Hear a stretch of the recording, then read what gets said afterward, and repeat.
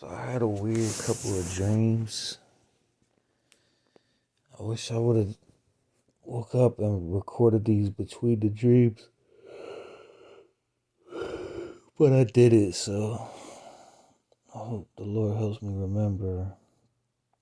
So in one dream, I was hanging out with Pastor Sandy from the Soldiers for Christ community church channel, and I feel like he was with his mechanic, and we were driving to Thurman. I don't know what state this was in, but it was like a city called Thurman, or a place called Thurman in this city or this state. And I know that stuck out. I don't remember when we got off the freeway exit, it was this huge football field. And I was like, wow, this place is bigger than Ohio State because I'm in Ohio. And then Pastor Sandy looked at me like, he just gave me like this weird look. Like, are you crazy? Like, this place is small. Because I was like, this campus looks bigger than the Ohio State campus. And then once we like actually got off the freeway and I looked, I realized that I said something stupid because that's all there was. It was just like this big football field, and that was it. And then I kind of remember like we were inside like an auditorium, and there was like a wrestling meet. And so there was like some kids like warming up on the mats, like doing sprawls and some stretching and exercises. And there was a number that came up. I can't remember it. I think it was something like 532 or 523 or something like that. I don't know. But the last dream that I had, um, like after that dream, I was with my dad, and we were like in California or some. I don't know where we were at. We might have been in the Midwest somewhere, but I know I was talking to my dad, and I had found like his phone or something, and I was like giving him his phone, and I was asking if it had a projector on it or something because I wanted to download a projector app on my phone. And I don't know. My dad used projectors in his line of work because he was a sign man. So like that's how he would do like his murals, or like if he had to do take like a small logo and put it on like a big sign or something, like he would use a projector to do the outline of it. So it was like it was perfect or whatever. But I could tell like in a dream my dad was kind of acting kind of like a jerk to me. And then there was another part of the dream where I don't know, it felt like my dad just got out of jail or something.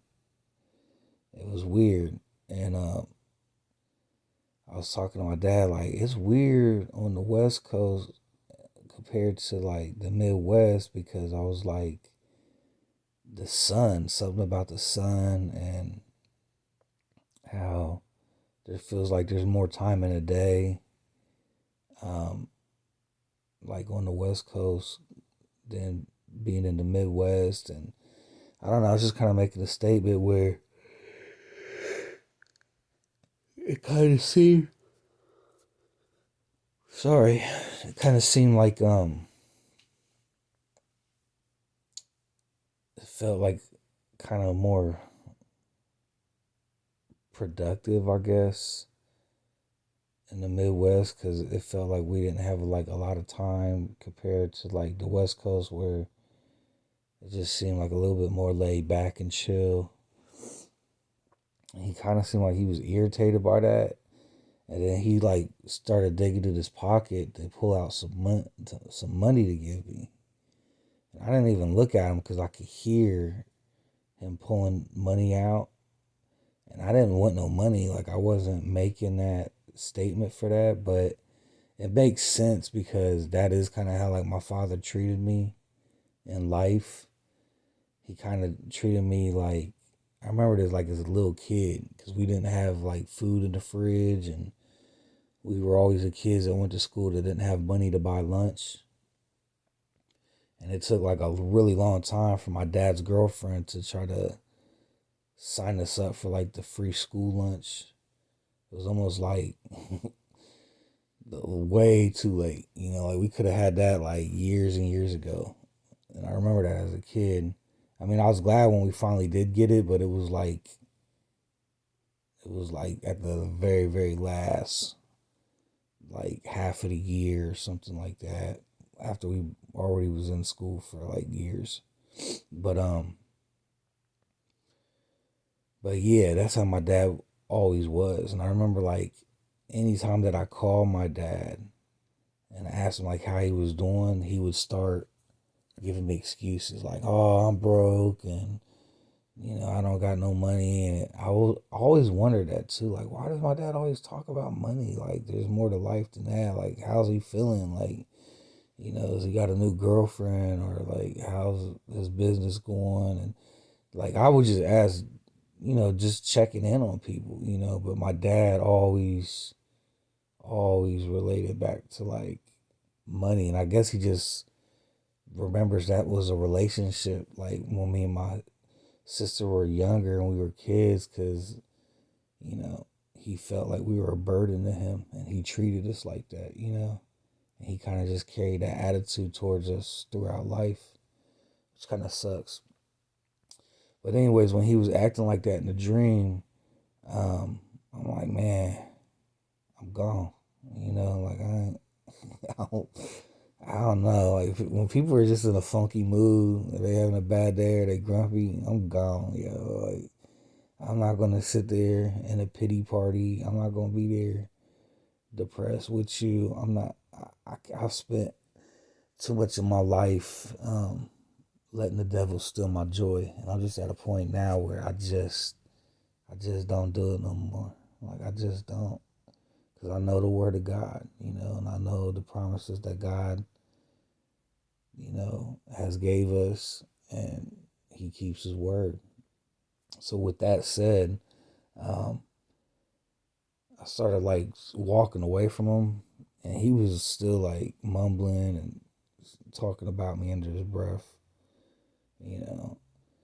And I took flight, like I just floated up to the air. I always do that in my dreams too, because it's like nobody's flying in their dreams, and I'm a flyer. Like I fly all the time, and so I flew all the way up to the top of the electric poles, and I just started flying down the street. And I'm like, I would just fly back to the Midwest.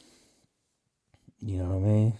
Like, and I did. So at one point, I remember like I had pulled some like trees up, or like tree pulls up, like three of them, and they weren't as tall as like the electric poles. They're probably like maybe like a quarter of that. But I had pulled like three of them up, and I was just sitting on them. And so I was like sitting on those, flying down the main road. And I did it in a way to where I would barely just miss each pole with like the wood that I was like sitting on. But I just remember like I had pulled these three poles together. They kind of like interlocked, and they were sturdy. It was sturdy, and I could sit on it and put my weight on it, and it was like my seat, and I just flew all the way back to Ohio. And then when I got here, Um, I remember like, oh man, I got a concert I gotta be at. I got a concert, and I had like a whole bag of these concert tickets. So I came all the way back to Ohio, and I remember I was like in this place, like this big like concert. I guess it was like another auditorium or another, place where I guess people could perform at, and there was like all these tables around the stage, and I was sitting at this table right next to the stage, and I remember I was a little nervous because I'm like, man, I wonder what songs I'm gonna do, and then I was thinking, oh, when is this concert? So when I was sitting there, I seen people coming in, and I seen like my homie Gino, uh, Benny. I see my dude Benny. We call him Gino, and he came in, and he had like some kids with him. So I'm like, they weren't like the kids that he's already got. These were like a new set of kids. So I'm like, okay. And then I seen him go and sit down, but he wasn't sitting down right next to me. We was cool though, but it was like he was sitting in the audience, like he was there to watch the show. And then I remember G Loyal came, and he had like this big hoodie on, and on the hoodie it had everybody who was ever affiliated with Bone Thugs and Harmony, and it was like it had all these names all over it. And he was like, I got this from Honeywell. And I'm like, Honeywell, who's that? And he was like, Honeywell, he just died. He was in the Bone Thugs and Harmony family tree too. And I'm like, for real? And he's like, yeah. And that's one thing, like, even though like I had rap with Busy Bone from Bone Thugs and Harmony, and I was, affiliated with the Seven Sign members, um, they like everybody that was in that Seven Sign group, they always made sure to say like, "Oh, you ain't Seven Sign, you ain't Seven Sign." Like I remember that. But I remember also when Busy was doing his show at Peabody's in Cleveland, Ohio, and he brought me on stage and said, "I want to introduce the newest member of Seven Sign, Ilion El Nino." And he brought me on stage and introduced me. And I'm sure somebody videotaped that because it wasn't too many shows that Busy. I don't really remember, not that I know, but I don't think nobody's not going to record uh, a concert show. Somebody's always recording a concert show. That's just any concert. I don't care what concert it is, but when you talking about legends of the rap game, you know what I mean. And when the show that he was doing there too, man, he had some Busy had some songs that was just phenomenal. Busy Bone is just a phenomenal artist. Period. You know what I mean? He just, I remember watching him perform, and he's just dope, man. Like nobody could just do what he did. He was a one of a kind artist, and everybody knew it, and everybody respected it, at least um, in my circle and anybody we came around that time. I'm talking about like early 2000s. So anyway, the dude came in, and I'm like, wow, that's dope, man. And it really did. It had like all these names, and it was all with the same Bone Thugs and Harmony font, like the same type of lettering and font that they had. And I was looking at all the small names. I'm like, I know my name got to be in there somewhere, you know what I mean? And I couldn't find it. And I'm like, well, it's cool, because I'm used to getting the cold shoulder. Like, I'm used to being outcasted my whole life, but that's the walk of a Christian, right? And he turned, I'm like, let me see the back again. So when he turned, he was like, nah, you on there, bro, you on there. So he turned and showed me the back, and at the very top I saw Ilion. I saw a big letter A, and then it was like Aeileon. And man, I couldn't tell you how happy that made me feel. Like it was just weird. It was weird to just feel included. Like when you've been excluded and you've been outcasted your whole life, and then everybody's always got your name in their mouth and they always saying negative stuff about you. It just felt good to see that recognition and just to see my name at the top and just to see that I was included in that family tree. But technically, if you want to speak factual, I really am included in that tree. You know what I mean? Like, the work speaks for itself. It's on Wikipedia. So I just logged into my BMI account after like 10 years of not. I didn't even know if I still had a BMI account. I logged in my BMI account. I just seen like 4 or 5 different versions. I seen the Dream Child Ilion, because that's when I used to go by that. Then I seen like J.R. De Leon, then J. Raphael De Leon. And I just seen like, and I'm just like, man, do I got money? Like, is there money out there for me? Because I never got no money off this music. You know what I mean?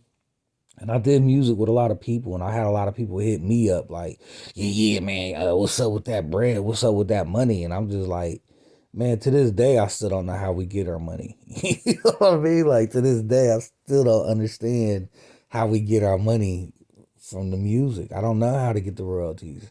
I thought I did everything right. You know what I mean? Like, I signed up for BMI, but I guess there's another step of the process I still got to figure out.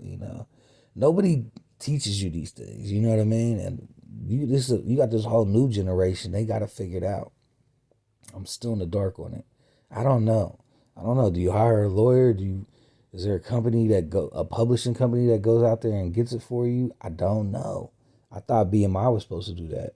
But I checked on BMI, my earnings or whatever, and it's zero under all the accounts. There's no money. But there's people that uploaded music that have my name attached to the music, but I don't got no money. So I don't know. I was just talking to Josiah about it the other day, like, man, we gotta be able to get some type of paper, man. I don't care. Like, it's been like, it's 2021, you know what I mean? Like, we've been making music since 99, like, that's 20 something years of money out there. It gotta be. So I don't know. But yeah, so that was the dream. And then I was looking at the ticket and I was like, I was giving it to, I think it was G Loyal, you know what I mean? And there was other people too. There's a whole bunch of people in there, and they were there to watch me perform. Or we were doing something, and then I was just like, yo, when's this next show? Because the tickets I had wasn't for the show that I was at right now that I was about to perform. And I was like, man, I just came back from California, like, just now. Like, I'm tired. And actually I was tired all night because Josiah, big dummy, he was supposed to shoot through it like when he got off work last night, because he was supposed to crash over here because he going through some issues with his baby mom, and he just got out of jail, and I ain't trying to put all of his business out there and all that, but he worked like third shift, and he was just like, man, can I crash over there so I ain't got to drive all the way to the east side? He's like, because I work right by your crib. And I'm like, yeah, it's cool. And I'm like, you know what to do, just knock on the door, tap on the window or something, you know what I mean? But I've been hearing the tap like on my wall for like the past 2 or 3 months. Like, even hit my landlord up like, man, what's up with the neighbor, bro? Because he been tapping on my wall every night. And he's like, I don't know, man, your neighbor, he bedridden. He's sleeping in the living room. He's like, I don't know. Ain't nobody in the room next to your room, so I don't know. And I'm like, man, it must be a demon or a raccoon or something, because Like I'll hear it tapping. Like after a while, I got mad. I started hitting the wall, and then I'd hear it start tapping again. So I don't know what it is, but it's intelligent.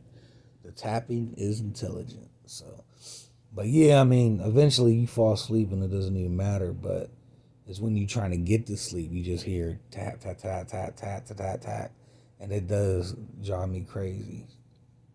Sometimes I gotta sleep on the couch or sleep in my other bedroom, sleep in the room number 2, get away from it. But anyway, I had a jacked up sleep, so I was waking up like every couple of hours because I'm like, I don't know if he out there knocking. I want to leave him stranded outside or whatever. So I was trying to like not fully go to sleep. Like I was trying to sleep a little bit, and then because I told him, I'm like, man, just knock on the door. I'll come and unlock the door for you. So I didn't want to like leave him stranded. But so in the dream, how dreams kind of merge with reality. I really was tired because I was getting like these half sleeps all night. So like as soon as it hit like 4:30, I'm like, man, he ain't coming. So I really did try to just block everything out and go to sleep. But I looked at the ticket, and the ticket said the 4th, and then I think it was G Lloyd. I don't know. It was a couple dudes. Like I said, I can't remember who they were. They might be people I don't even know, but I know some light skinned dudes, so I'm gonna just call them G Loyal. And I looked at the ticket, and he looked at the ticket, and he was like, because I'm like, I don't know when. I was like, I don't know when the concert is. I just know I got these concert tickets. I need to get rid of them. And he was like, I was like, you want them? Because I'm always giving people. Like, I'm always giving people stickers and promotional stuff and T-shirts and the life of an artist, right? A rapper, right? Recording artist, right? So I'm that dude. Like I'm like, oh man, I got some shirts for you. I got some stickers. I got whatever. You know what I mean? Most people want the clothes. Most people don't want like the promotional stuff. Like they'll take the CDs and all that stuff, which I don't do CDs no more, obviously. But when Desperado was alive, we was the CD dudes. Like you would never ever catch us without CDs. You know what I mean? Sometimes I'd be slanging them off the meat rack. So I wouldn't even have like the cases or anything for the CDs. That's when we was down bad. That was a bad day. We was slanging them off the meat rack. You know what I'm saying? Which was just the CD spool. So we just have all the CDs on the CD spool. And so that them was the bad days. You know what I'm saying? Because when we selling CDs, you definitely want to have them in the case. If you was doing good, you had them in the case with the plastic wrapped, with the covers and everything. If you was having a kind of a bad day, then you would have them in like the plastic sleeves, and you would just have the CD in there, and then you would have like your album cover printed off of like 8x11. It's just like regular paper. It wasn't glossy or nothing. No, you would have like the actual things printed up, like the poster cards, right? And then if you have a really bad day, then you would have like the 8x, you just have paper. You wouldn't have like the poster board inserts. So then you just have paper inserts. And then if you was really bad, then you just slanging them off the meat rack. You know what I mean? But if you was super, super down bad, then you probably just looking around your car, or you ejecting the CD out of your CD player that's already got the scratches on it, just to get some gas money or something like that. So, but yeah, me and Desperado, we would go city to city, even with DJ Mixmaster Pet, man. We would go to Cincinnati, we would go, wherever the things was popping, I remember he was going to the Kentucky Derby slaying CDs. And back then, man, it was fun. You know what I mean? Because you knew you could have 100 CDs. That was like usually, a whole CD spool. Like they had the 100 CDs. You can go to the store and buy them like that. And we'd spend days just burning them, printing them and getting them all together. but they sold. You know what I mean? And I remember Desperado, man. I remember him. Man, he was ruthless. Yo, he was selling for like $20. Even to this day, who's gonna spend $20? And he would do it. Like I remember he ran up on some military dude, and I'm like, oh man, he ain't gonna get this dude, cause you know, because I mean at that time, really like to see like, you know, um, and this is no stereotypes. This was just like the area we was in, but just to see like some dudes from the hood run up on like a military sergeant, but that's how good Desperado was. You know what I mean? And he was like, yeah, they $20, and he sold them 2 CDs. He made $40 on 2 CDs, and just how he approached the dude, you know what I mean? Like the dude thought it was a problem at first, and then as soon as Desperado got close to him, he flashed that smile, and the dude was like, man, yeah, I buy these for my knucklehead son. You know what I mean? I'll get them for my son. But it was ironic because even in that moment, you could tell the whole story of that military sergeant and his son, right? What's the classic story? They usually hard on their kids, trying to force their kids to live this straight, clean edge life. And then their kids is usually smoking weed, laid back, stoner, kind of a loser. You know what I mean? You know, and I'm not stereotyping, but that's kind of how you felt like what that interaction was like.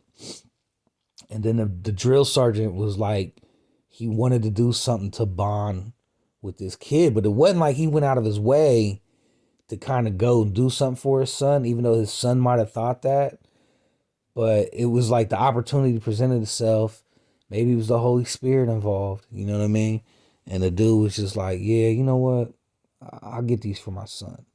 And then Despy stroked him. Like, bam, $40. $40 for 2 CDs.